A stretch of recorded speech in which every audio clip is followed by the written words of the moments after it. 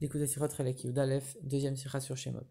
Dans la paracha, quand Dieu il se dévoile à Moshe Rabbeinu dans le buisson ardent et qu'il lui demande de libérer le peuple juif, Moshe il refuse et il dit à Dieu à ce moment-là, Shlach Nabiyat Tishlach, envoie Mashiach à ma place, selon les commentateurs du Midrash.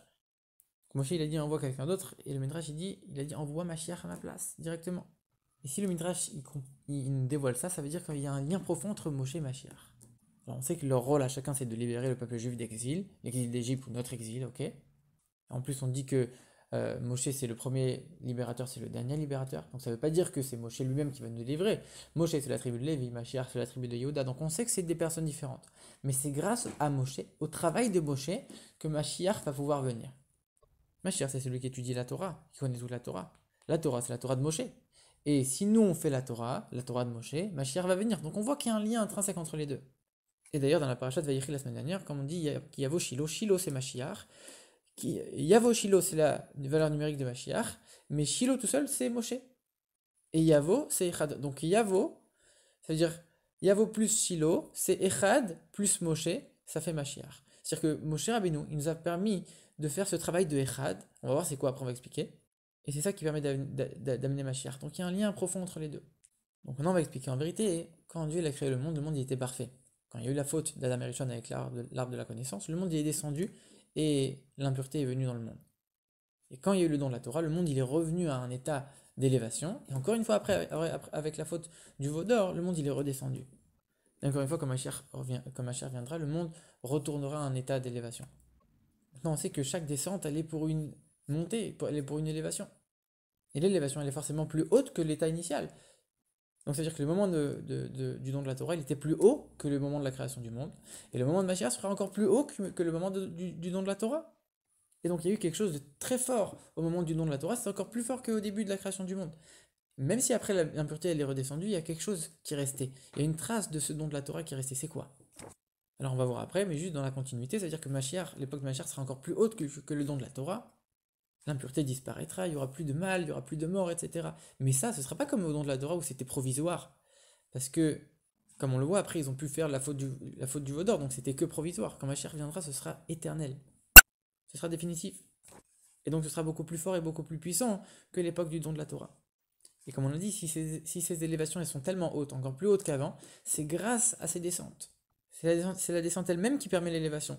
Comme on voit, avant le don de la Torah, il y a eu l'esclavage en Égypte, qui a préparé le monde et préparé les Juifs au don de la Torah. De la même manière, notre exil, il prépare à la venue de Mashiach. Alors finalement, pour comprendre tout ça, il faut comprendre la réponse à une question. Dans le schéma, on dit Shema Israël, Hashem Elokeinu, Hashem Echad, l'éternel est notre Dieu, l'éternel est un.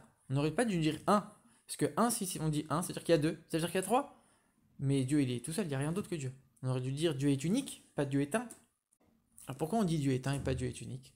En vérité, la vraie unité, c'est pas que Dieu soit séparé, qu'il n'y a rien d'autre que lui, qu'il soit séparé de tout. Non. La vraie unité, c'est quand Dieu il laisse la place au monde, mais que ce monde, il va être imprégné et lié complètement, profondément, intrinsèquement uni à lui. Et que tout ce qu'il y a dans ce monde va dépendre de lui. C'est ça la vraie unité. Parce que Dieu et le monde, c'est une seule et même chose. Il n'y a pas le monde d'un côté et Dieu de l'autre.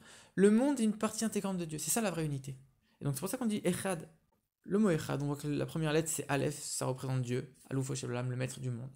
Chet c'est 8, c'est les 7 cieux et la terre. Et Dalet c'est 4, c'est les 4 points cardinaux. Dieu doit imprégner l'ensemble des dimensions de ce monde. Et comment on peut imprégner tout ce monde-là alors qu'il est tellement limité et qu'il voit la présence de Dieu? Comment c'est possible? Grâce justement au don de la Torah, comme on l'a dit. Et c'est ça cette trace que le don de la Torah il a laissé. Il a rendu possible l'élévation et le raffinement de ce monde-là. Au don de la Torah, le monde il n'était pas raffiné et c'est pour ça que ça n'a pas tenu. Le monde il n'était pas prêt à un si grand dévoilement. Et comme il n'était pas prêt, ça n'a pas tenu et après ils ont pu faire la faute du veau d'or. Mais quand nous maintenant on a cette trace du don de la Torah et on peut raffiner le monde, grâce à cette descente en exil comme on l'a dit, on va faire ce travail de raffiner, d'élever le monde et grâce à ça on va le rendre apte à la venue de Mashiach. Et c'est ça qu'on a dit. Moshe, qui représente le don de la Torah, ça a permis le travail de faire le travail de Echad, et grâce à ça, Mashiach va venir. L'enseignement pour nous, il est le suivant. En vérité, le monde, il est comparé à l'homme. Et tout ce qu'on vient de voir avec le monde, on peut l'appliquer à nous-mêmes. le fait d'unir Dieu et le monde, on peut l'appliquer dans la vie de chacun. Chacun le matin, on va aller prier, on va rendre notre âme divine plus forte. Par la prière, après, on va aller étudier, on va renforcer toutes nos forces contre le Yetzirah. Et après, on va aller travailler, on va imprégner le monde de sainteté. Et quand chaque recoin de la matérialité du monde sera imprégné de sainteté, alors là, le soir, quand on revient, on fait le schéma avant d'aller dormir, on fait le bilan de la journée. Et on dit une phrase, on dit « Je dépose mon âme en toi, Dieu de vérité ». Émet, la vérité, c'est Aleph, Mem et Tav. La première lettre de l'alphabet, celle du milieu et celle de la fin.